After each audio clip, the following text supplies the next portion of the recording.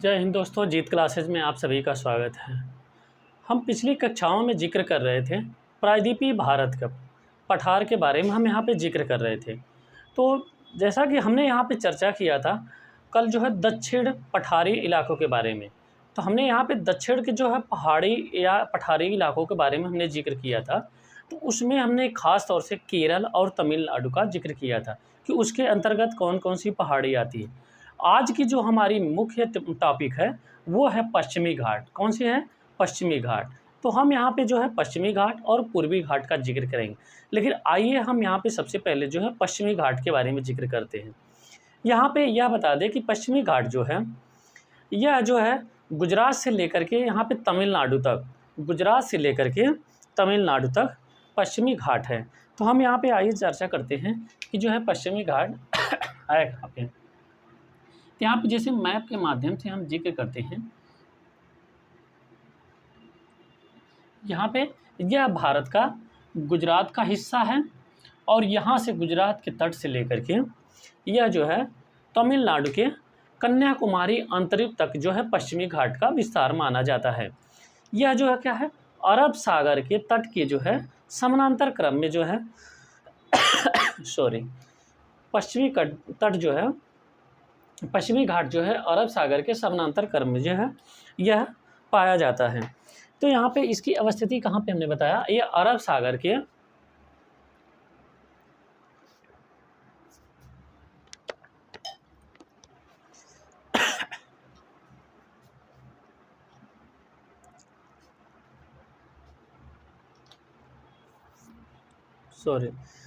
तो यहाँ पे जो इसकी अवस्थिति है कहाँ पे है, यह अरब सागर के समानांतर क्रम में इसकी अवस्थिति है। तो यहाँ पे क्या है, पश्चिमी घाट जो है यह यहाँ पे गुजरात के ताप्ती नदी के लेकर के यह जो है कन्याकुमारी तक, तमिलनाडु के कहाँ है, यहाँ पे कन्याकुमारी तक, तमिलनाडु के कन्याकुमारी तक यह कन्याकुमारी अंतरिक्ष तक इसका विस्तार माना जाता है। तो यहाँ पे इसके कन्याकुमारी अंतरिक्ष तक है, यह कहाँ पे है, यह जो क्षेत्र है यह तमिलनाडु में, कहाँ पे है, यह है तमिलनाडु में। अर्थात यहाँ पे गुजरात से लेकर के यह कन्याकुमारी के अंतरिक्ष तक तमिलनाडु में इसका जो है क्षेत्र माना जाता है।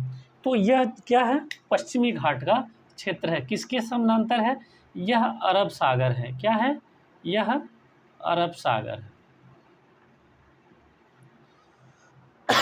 यह अरब सागर है। तो इस अरब सागर की क्या है, यह समानांतर चलती है। क्या, पश्चिमी घाट। पश्चिमी घाट जो है अरब सागर के समानांतर चलती है। तो यहाँ पे हम जिक्र कर रहे हैं पश्चिमी घाट के बारे में। तो जो पश्चिमी घाट का जो है अलग अलग नामों से जो है इसके जो है यहाँ पे राज्य कौन कौन से, हम यहाँ पे चर्चा कर लेते हैं कि यह किन किन राज्यों में जो है इसका विस्तार है। तो यहाँ पे पहला क्या है, गुजरात से लेकर के तमिलनाडु तक है। तो यहाँ पे हम विस्तार का जिक्र करें तो यहाँ पे पहला कौन सा हो गया, गुजरात हो गया। फिर गुजरात के नीचे क्या है, महाराष्ट्र है, महाराष्ट्र है। फिर यहाँ पे क्या है, गोवा है। गोवा के नीचे क्या है, यहाँ पे कर्नाटक है। कर्नाटक के बाद क्या है, यहाँ पर केरल है। केरल के बाद अंतिम में यह आता है तमिलनाडु में। क्या है, तमिलनाडु में। तो इसके विस्तार जो है यहाँ पे हमने क्या देखा, गुजरात है, महाराष्ट्र है, महाराष्ट्र के बाद है गोवा है, कर्नाटक है, केरल है, तमिलनाडु। तो इसका जो पश्चिमी घाट का विस्तार है वह इन्हीं राज्यों में है और यह किसके समानांतर है, अरब सागर के समानांतर है। अब इनको जो है अर्थात पश्चिमी घाट को अलग अलग राज्यों में अलग अलग नाम से जाना जाता है। तो हम यहाँ पे चर्चा करते हैं कि इन्हें जो है महाराष्ट्र में, यहाँ पे देखिए महाराष्ट्र में इसे सह्याद्री के नाम से जानते हैं। महाराष्ट्र में इसे क्या है, सह्याद्री के नाम से जानते हैं। क्या है, महाराष्ट्र में सह्याद्री के नाम से जानते हैं। कहाँ पे, महाराष्ट्र में। महाराष्ट्र में इसे सह्याद्री के नाम से जानते हैं। अब यहाँ पे है कर्नाटक एवं तमिल। कर्नाटक एवं तमिल में हम यहाँ पे देखते हैं कर्नाटक और यहाँ पे तमिल है। हम यहाँ पे कर्नाटक और तमिल, तो कर्नाटक में और तमिल में इसे जो है नीलगिरी के नाम से जानते हैं। कर्नाटक और तमिल में क्या है, इसे नीलगिरी के नाम से जानते हैं। पश्चिमी घाट को कर्नाटक में किसके नाम से जानते हैं, नीलगिरी के नाम से जानते हैं। अब यहाँ पे है तमिल, तमिल और कर्नाटक में किसे, नीलगिरी के। अब यहाँ पे जिक्र करते हैं अंतिम, केरल में किस नाम से जानते हैं। तो कल हमने बताया था कार्डमम की पहाड़ी, जिसे इलायची की पहाड़ी के नाम से जाना जाता है। उसे इलायची की पहाड़ी के क्यों नाम से जाना जाता है, क्योंकि वहाँ के कार्डमम की पहाड़ी पे इलायची की सबसे ज़्यादा मात्रा में उत्पादन होता है। इस कारण से जो है उसे इलायची की पहाड़ी कहा जाता है। तो अब यहाँ पे जिक्र है कि केरल में जो है इसे अन्नामलाई और इलायची की पहाड़ी के नाम से जाना जाता है। किसको, पश्चिमी घाट को। तो पश्चिमी घाट को जो है केरल में किस नाम से जाना जाता है, अन्नामलाई, अन्नामलाई एवं कार्डमम की पहाड़ी, किसके नाम से, एवं कार्डमम की पहाड़ी के नाम से जाना जाता है। कार्डमम की पहाड़ी, कार्डमम की पहाड़ी, इलायची की पहाड़ी, इलायची की पहाड़ी के नाम से जाना जाता है। यहाँ पे अन्नामलाई जो है पर्वत, यह भी याद रखिएगा, कल हमने जिक्र किया था अन्नामलाई पहाड़ी, इसकी सर्वोच्च चोटी है जो वह अन्नाईमुडी है।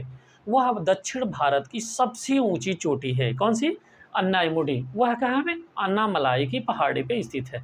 तो हमने यहाँ पे देखिए इसकी जो है यहाँ पे लगभग चर्चा किया है। तो जो इसमें चर्चा क्या किया है कि इसका विस्तार कहाँ तक है। तो विस्तार हमने राज्यों का जिक्र किया है, गुजरात, महाराष्ट्र, गोवा, कर्नाटक, केरल और तमिलनाडु में इसका जो है जिक्र किया। अरब सागर के यह समानांतर क्रम में चलती है और इन्हें तीन अलग अलग नामों से जाना जाता है। किसको, पश्चिमी घाट को क्या नाम से, सहांद्री के नाम से जाना जाता है, नीलगिरी के भी नाम से जाना जाता है और अन्नामलाई के पहाड़ी के नाम से भी जाना जाता है। तो यहाँ पे अन्नामलाई और कार्डमम की पहाड़ी के नाम से जाना जाता है। तो यह अलग अलग राज्यों में इसे अलग अलग नाम से जानते हैं। तो केरल में यहाँ पे ध्यान दीजिएगा, केरल में कार्डमम और अन्नामलाई, कर्नाटक और तमिल में इसे नीलगिरी कहते हैं, महाराष्ट्र में इसे क्या है, सहांद्री के नाम से जाना जाता है। और इन्हें जो है पश्चिमी घाट के अंतर्गत यह सब आते हैं। इसमें कुछ प्रमुख चोटियां हैं, तो हम यहाँ पे चोटियों का जिक्र करें। चोटियां हैं, कुछ जो प्रमुख चोटियां हैं, जैसे महाबलेश्वर की चोटी और कलसूबाई की चोटी और हरिश्चंद्र की।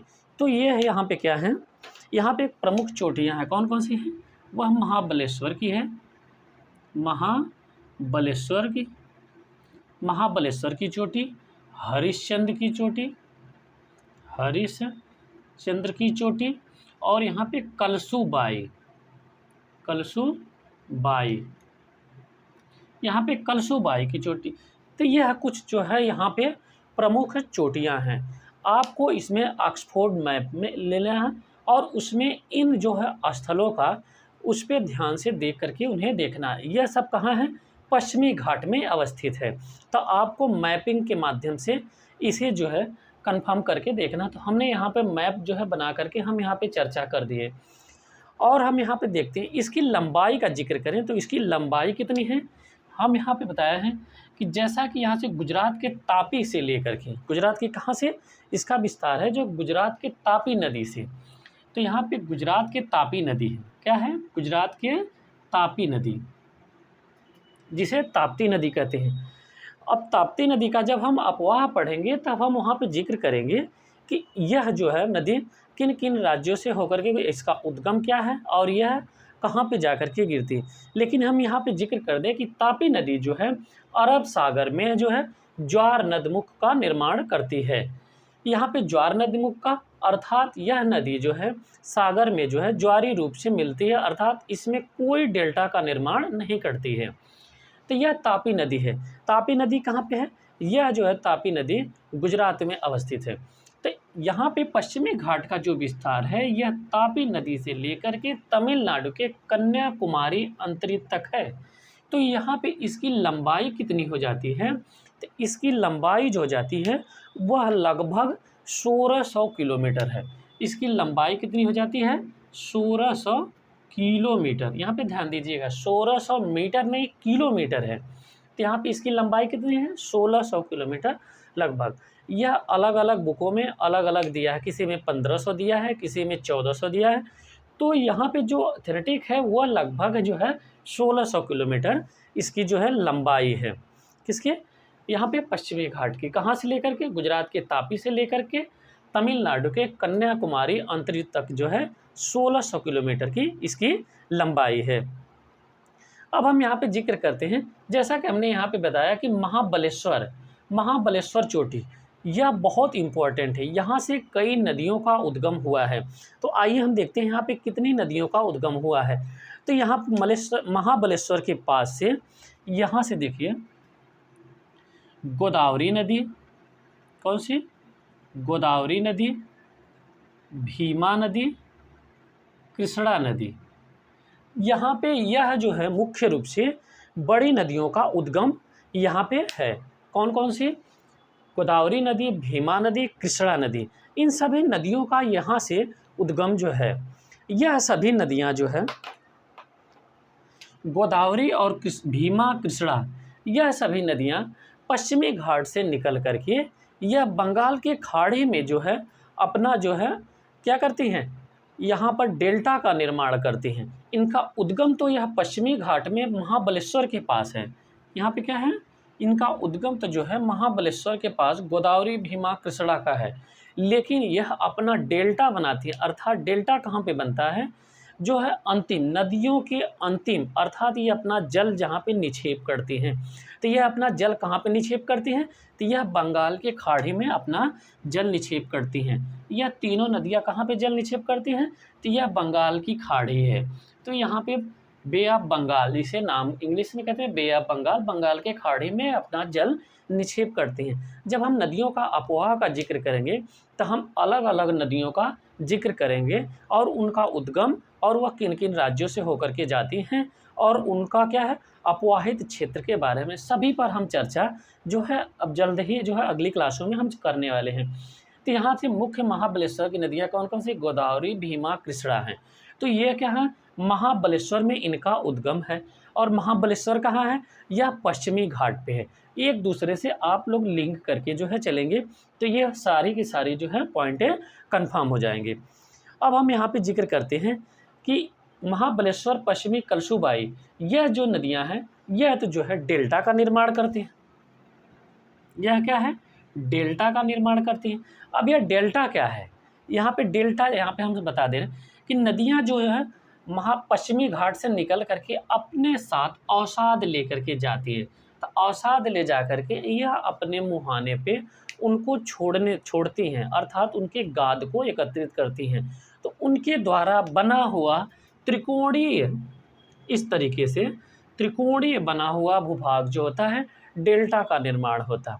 अब यह बात होती है कि जो बंगाल की खाड़ी में नदियाँ गिरती हैं वो डेल्टा का निर्माण करती हैं, तो जो अरब सागर में गिरती हैं वो किसका निर्माण करती हैं? तो वह ज्वार नदमुख का निर्माण करती हैं, जिन्हें एस्चुअरी कहा जाता है। इंग्लिश में क्या कहते हैं? एस्चुअरी का। तो अब बार बार प्रश्न करता रहता है कि जो है कौन कौन सी नदियाँ एस्चुअरी का निर्माण करती हैं। तो जैसे नर्मदा हुआ, ताप्ती हुई, यह सारी नदियाँ जो हैं अरब सागर में अपना जल अपवाहित करती हैं। तो यह क्या है?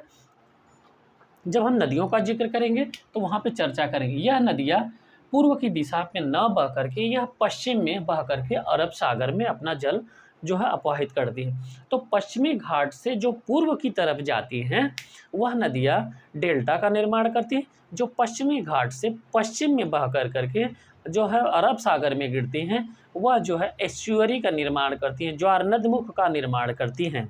तो यह यहाँ था, तो ज्वार नदमुख निर्माण करती हैं। तो पश्चिम की ओर बहने वाली नदियों का क्या हमने बताया? वह जो है ज्वार नदमुख का निर्माण करती हैं। इसकी डिटेल से चर्चा हम नदियों के अफवाह में करेंगे। अब आइए देखते हैं कि जो पश्चिमी घाट का निर्माण कैसे हुआ। तो हम यहाँ पे चर्चा करते हैं कि पश्चिमी घाट का निर्माण के बारे में।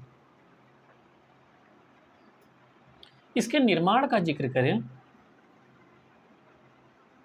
निर्माण, आइए हम यहाँ पे देखते हैं निर्माण के बारे में। तो निर्माण इसका जो है प्रायद्वीपीय भारत जब गोंडवाना लैंड का विभाजन हो रहा था, गोंडवाना लैंड का कहें तो यह अफ्रीका महाद्वीप से भारत का आज का जो भूभाग हम लोग देख रहे हैं, यह भूभाग कभी भी जो है यह किससे जो है अफ्रीका महाद्वीप से सटा हुआ था, अर्थात संलग्न था। उससे अलग होने के कारण इसका गोंडवाना लैंड का ही भाग जो है अफ्रीका महाद्वीप भी है और ऑस्ट्रेलिया भी है और भारत भी है। तो यह जो है गोंडवाना लैंड के भाग हैं। तो गोंडवाना लैंड का भाग जब अलग हुआ तब भारत का अलगाव जब विभजन हुआ तो उससे निर्मित स्थलाकृति स्थलखंड जो है अरब सागर में अवसंचलन हुआ। क्या हुआ? अवसंवलन हुआ। तो यहाँ पे हम चर्चा करते हैं क्या हुआ? अवसंवलन हुआ। कहाँ पे? अरब सागर में। अर्थात यह जो तट है, यहाँ पे चित्र के माध्यम से देखिए, यह तटों का जो भाग है अरब सागर में क्या हुआ? अवसंवलन अर्थात धंसाव के माध्यम से नीचे धंस गया। तो यहाँ पे क्या है? अरब सागर में अवसंवलन हुआ। क्या है? इसे हिंदी में कहते हैं अवसंवलन अर्थात धंसाव, अर्थात इसे क्या कहते हैं? धंसाव हुआ। अवसंवलन हुआ अर्थात यह धंसाव के कारण इसका निर्माण हुआ। अब यह क्या है? इसी कारण धंसाव के कारण पश्चिमी घाट जो है, धंसाव के कारण जो है पश्चिमी घाट पश्चिम की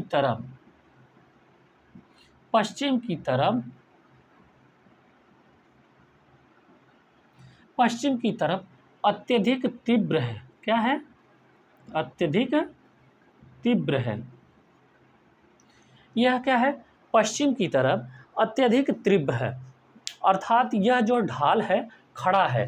हम यहाँ पे जिक्र करते हैं पहाड़ी के में, तो यह भाग, यह पश्चिमी हम पहाड़ी बना रहे हैं यहाँ पे इस तरीके से।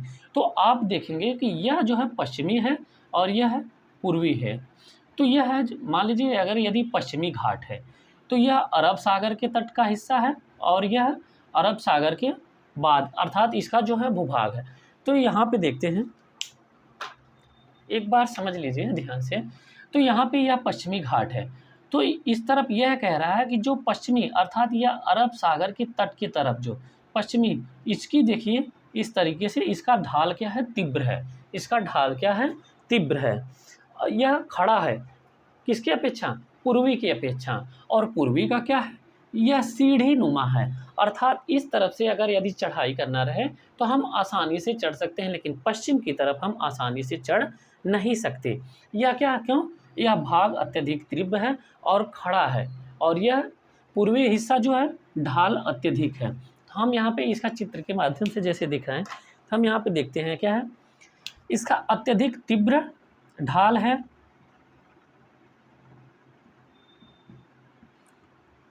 एवं खड़ा है। पश्चिम का हिस्सा क्या है? पश्चिम का हिस्सा जो है अत्यधिक तीव्र है, तीव्र ढाल वाला है एवं स्टैंड है, खड़ा है, खड़ा नुमा दिखता है। तो यहाँ पे यह है। लेकिन पूर्वी क्या है? पूर्वी भाग सीढ़ी नुमा है। कैसा है? सीढ़ी नुमा है। और ढाल में देखें तो मंद ढाल है। कैसा है? मंद ढाल है। ये तो हो गया पश्चिमी घाट की आकृति के बारे में। तो यहाँ पे क्या है? पूर्वी ढाल और पश्चिमी ढाल का हमने जिक्र किया। इसी कारण से जो है हम यहाँ पे जब मानसून का जिक्र करेंगे तो मानसून जब दक्षिण पश्चिम मानसून जो है, यहाँ पे दिखाते हैं हम आपको, दक्षिण पश्चिम मानसून जब यहाँ से निकलता है, यहाँ हिंद महासागर से, तो यहाँ पे केरल में वर्षा करता है। केरल में वर्षा करता है पश्चिमी घाट के पश्चिमी घाट के यहाँ पे यह इलाका पश्चिमी घाट के पश्चिम में अत्यधिक वर्षा होती है, लेकिन वहीं से पश्चिमी घाट के पूरब में वर्षा नहीं होती, जिसे छाया प्रदेश के नाम से जानते हैं।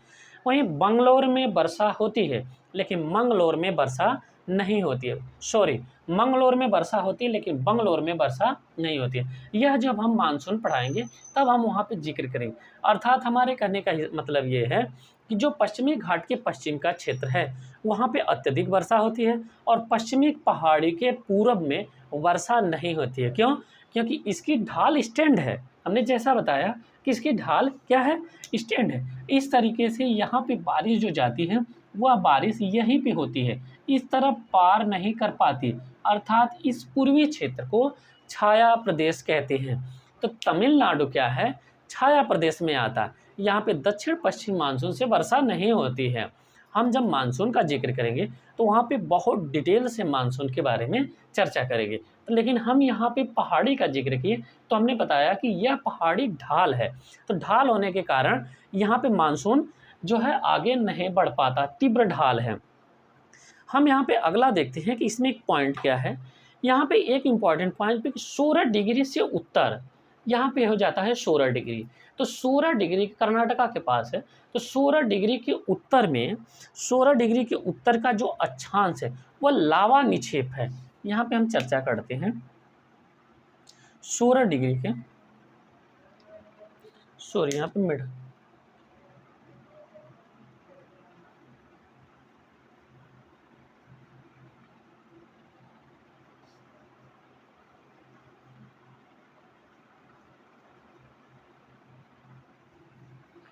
यहाँ पे 16 डिग्री का हमने क्या बताया है कि 16 डिग्री के जो उत्तर हिस्सा है वह क्या है, लावा निक्षेप है। तो 16 डिग्री के जो उत्तर का हिस्सा है वह लावा निक्षेप है, और 16 डिग्री से जो दक्षिण में है अर्थात नीलगिरी पहाड़ी तक, अर्थ कहाँ तक है, नीलगिरी पहाड़ी तक, तो वह क्या है, ग्रेनाइट और नीस से बना हुआ है। तो हम यहाँ पे चर्चा करते हैं 16 डिग्री के ऊपर का हिस्सा। यहाँ पे जो है क्या है, 16 डिग्री के उत्तर, 16 डिग्री के उत्तर में क्या है, लावा निक्षेप है। किससे निर्मित है, लावा निक्षेप से निर्मित है। और यहाँ पे इसके दक्षिण में 16 डिग्री के दक्षिण में, 16 डिग्री के दक्षिण से लेकर नीलगिरी तक, कहाँ तक, नीलगिरी तक, 16 डिग्री से दक्षिण तक नीलगिरी तक, यह किससे निर्मित है, नीस और ग्रेनाइट से निर्मित है। किससे, नीस और ग्रेनाइट से निर्मित है। यह किससे निर्मित है, ग्रेनाइट, ग्रेनाइट व नीस से निर्मित है। किससे, ग्रेनाइट और नीस से निर्मित है। 16 डिग्री के उत्तर में क्या है, यहाँ से 16 डिग्री के उत्तर में यह लावा निक्षेप से है। 16 डिग्री के दक्षिण में यहाँ अर्थात यहाँ नीलगिरी पहाड़ी तक वह किससे निर्मित है, ग्रेनाइट और नीस से यह निर्मित है। क्या निर्मित है, इसकी चट्टानें जो है, इसकी चट्टानें किससे निर्मित है, ग्रेनाइट और नीस से, लेकिन 16 डिग्री के ऊपर जो है वह लावा निर्मित। तो यह पॉइंट आप लोग जो है याद रखिएगा। यहाँ पे जो है पश्चिमी घाट की, ये कि यहाँ पे देखते हैं पश्चिमी घाट जो है सर्वाधिक जैव विविधता वाला, विश्व में सर्वाधिक जैव विविधता संपन्न क्षेत्र माना जाता है, इसलिए इसे सर्वाधिक जैव विविधता, पश्चिमी घाट क्या है, यहाँ पे पश्चिमी घाट इसकी क्या है, सर्वाधिक जैव विविधता, जैव विविधता, पश्चिमी घाट जो है सर्वाधिक जैव विविधता, यह विश्व की सर्वाधिक जैव विविधता की श्रेणी में आता है। तो इसलिए इसे 2012 में यहाँ पे जैव विविधता में आने के कारण इसे 2012 में यूनेस्को ने, यूनेस्को ने इसे क्या है, सर्वाधिक जैव विविधता स्थल घोषित किया था। इसे क्या घोषित किया था, विश्व धरोहर स्थल की सूची में इसे जो है नामित किया था। किसमें, 2012 में यूनेस्को ने विश्व धरोहर स्थल में, विश्व धरोहर स्थल की श्रेणी में इसे दर्जा दिया था। कब, 2012 में। क्यों दिया था, क्योंकि यहाँ की जो जैव विविधता है यह विश्व में सर्वाधिक सूचियों में आती है। तो इसे क्या है, 2012 में यूनेस्को ने विश्व धरोहर स्थल का दर्जा दिया था। हम यहाँ पे अगला जिक्र करते हैं कुछ चोटियों के बारे में।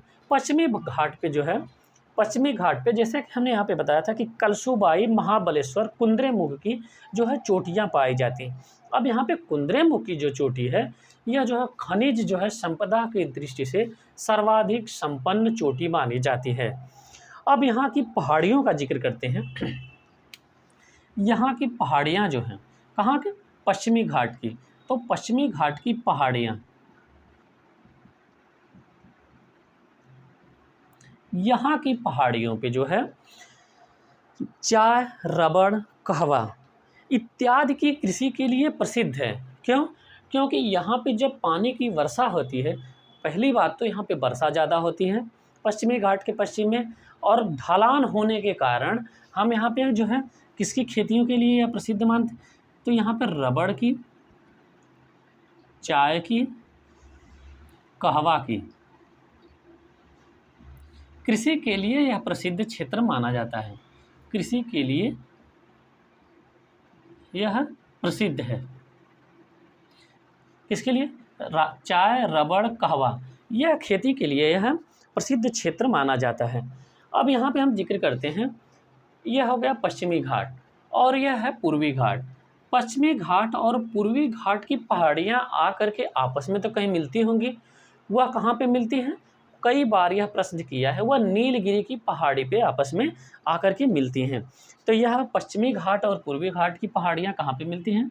पश्चिमी घाट व पूर्वी घाट, पूर्वी घाट की पहाड़ियाँ आकर के कहाँ पे मिलती हैं? यह जो है नीलगिरी की पर्वत पे आकर के मिलती हैं। कहाँ पे? नीलगिरी की पर्वत श्रेणी पे यह यहाँ पे अपना दोनों जो है जंक्शन बनाते हैं, अर्थात दोनों पहाड़ियाँ कहाँ पे मिलती हैं? नीलगिरी के पर्वत पर आकर के मिलती हैं। नीलगिरी के बारे में हमने पिछली कक्षा में डिटेल से चर्चा किया है, आप लोग पिछली वीडियो देख लीजिएगा। तो नीलगिरी चोटी का जो हमने कल बताया था कि नीलगिरी जो पर्वत है, यहाँ पे नीलगिरी पर्वत की सबसे ऊंची चोटी जो है यहाँ पे कौन सी है? दोद्दा बेटा। कौन है?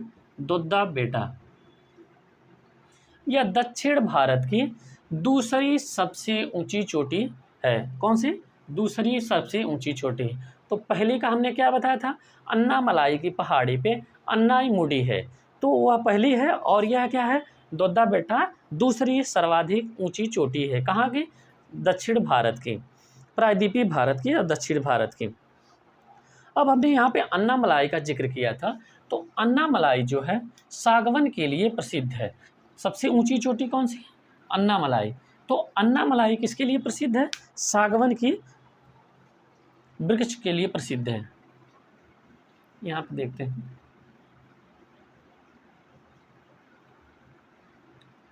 अन्नामलाई क्या है? अन्नामलाई पे सबसे ऊंची चोटी जो है वो अन्नाईमुडी है, लेकिन अन्नामलाई पे यहाँ पे अन्नामलाई पे सबसे ऊंची चोटी जो है कौन सी है? अन्नाईमुडी है। यह जो है दक्षिण भारत की सबसे ऊंची चोटी है, अन्नाईमुडी। यह जो है दक्षिण भारत की सबसे ऊंची चोटी है। यहाँ पे क्या है? सागवन के वृक्ष पाए जाते हैं। सागवन के वृक्ष पाए जाते हैं। यहाँ पे कौन से वृक्ष पाए जाते हैं? सागवन के लिए प्रसिद्ध है यहाँ पे, क्योंकि सागवन के वृक्ष अत्यधिक मात्रा में पाए जाते हैं। अब यहाँ पे हम देखते हैं तुंगभद्रा नदी और एक है कावेरी नदी। यह जो है कहाँ से निकलती है? मध्य तुंगभद्रा नदी, और यहाँ पे यह मध्य सहांद्री है। तो यहाँ पे तुंगभद्रा नदी और कावेरी नदी, यह सब कहाँ से निकलती हैं? मध्य सहांद्री से। कहाँ से? मध्य सहांद्री से यह निकलती हैं। कावेरी नदी और कौन सी? तुंगभद्रा नदी जो है मध्य सहांद्री से निकलती हैं। अब हम यहाँ पे पश्चिमी घाट के कुछ पहाड़ियों का क्रम देखते हैं। पश्चिमी घाट पे पहाड़ियों का क्रम, हमने कल जो है सभी पहाड़ियों का चर्चा किया था, तो कई बार जो है प्रश्न करता रहता है कि इन पहाड़ियों का क्रम क्या है। तो उत्तर से दक्षिण में हम इन पहाड़ियों का जिक्र करते हैं।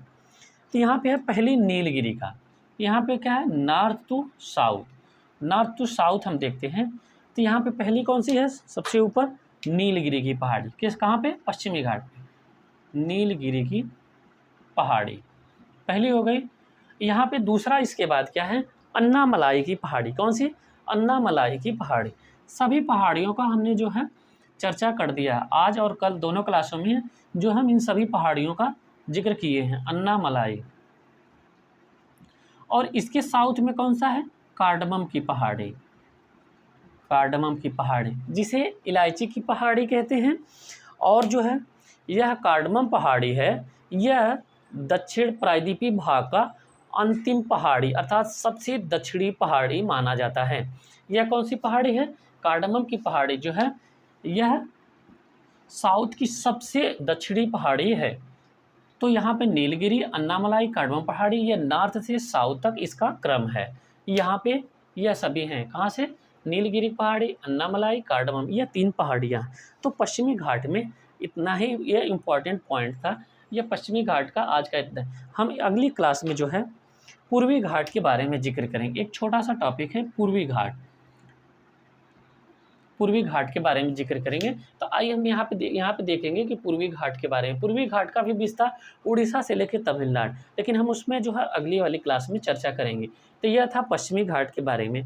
तो हमने देखा यहाँ की चोटियों के बारे में, और जो है यहाँ पे क्या कौन कौन सी वृक्ष हैं, कौन कौन सी उद्यान हैं, और यहाँ पे ऊंची चोटियों का, तो इन सभी का और इसके विस्तार का जिक्र किया। तो यह क्लास अच्छी लगे तो शेयर करिए, लाइक करिए। धन्यवाद।